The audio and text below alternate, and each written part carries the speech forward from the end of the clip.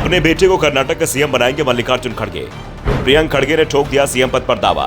2 साल बाद कर्नाटक में सिद्धारमैया से लिया जाएगा इस्तीफा। कर्नाटक में कांग्रेस को बड़ी जीत मिली थी। पार्टी ने 224 सीटों में से 135 सीट पर जीत हासिल की थी, लेकिन सीएम पद को लेकर पेच मुश्किल से सुलझ पाया। दावा किया जा रहा है कि सिद्धारमैया को सीएम बनाया गया, लेकिन उन्हें सीएम पद सिर्फ 2.5 साल के लिए दिया गया है।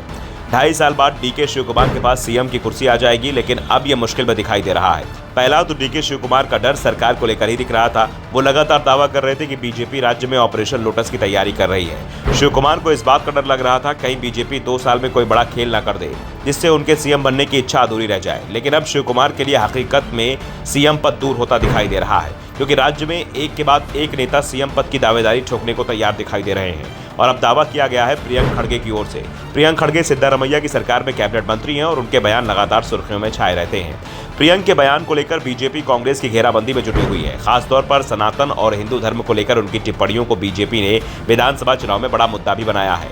और अब प्रियंक खड़गे ने सीधे सीधे सीएम पद पर ही अपनी दावेदारी पेश कर दी है। प्रदेश सरकार में मंत्री और पार्टी अध्यक्ष मल्लिकार्जुन खड़गे के बेटे प्रियंक खड़गे ने कहा कि अगर पार्टी आलाकमान उनसे कहेगा तो वो राज्य में मुख्यमंत्री पद लेने के लिए तैयार रहेंगे।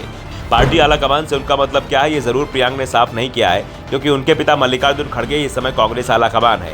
ऐसे में ये भी दावा किया जा रहा है कि प्रियंक ने अपने पिता तक अपनी बात को पहुंचा दिया है। कांग्रेस के अंदर सीएम पद को लेकर हो रही दावेदारी के बीच वैसे सिद्धारमैया जरूर चिंता में दिखाई दे रहे हैं और उन्होंने दावा किया है कि वो पूरे 5 साल तक सीएम रहेंगे। दरअसल राज्य में चर्चाएं चल रही हैं कि सिद्धारमैया सिर्फ 2.5 साल के लिए सीएम बनाए गए हैं, जिस कारण से सरकार पर सिद्धारमैया का मजबूत कंट्रोल नहीं दिख रहा है। 2012 में जब सिद्धारमैया राज्य के सीएम बने थे तो सरकार पर उनका पूरा नियंत्रण था, लेकिन इस बार पार्टी के तमाम नेता दावा कर रहे हैं कि सिद्धारमैया 2.5 साल बाद हट जाएंगे।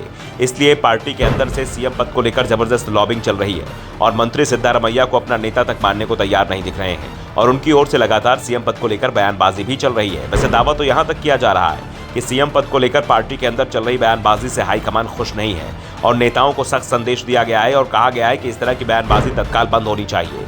लेकिन फिलहाल कांग्रेस हाईकमान के निर्देश भी कर्नाटक में चलते नहीं दिखाई दे रहे हैं। एक ओर कांग्रेस के नेता बीजेपी पर ऑपरेशन लोटस चलाने का आरोप लगा रहे हैं, तो दूसरी ओर बीजेपी इस समय राज्य में लोकसभा चुनाव की तैयारी में जुटी हुई है। साथ ही पार्टी के अंदर चल रही गुटबाजी से भी उसे निपटना है। पार्टी के अंदर ये गुटबाजी के चलते विधानसभा चुनाव में 6 महीने बाद भी वो अभी तक कर्नाटक में नेता विपक्ष तक तय नहीं कर पाई है।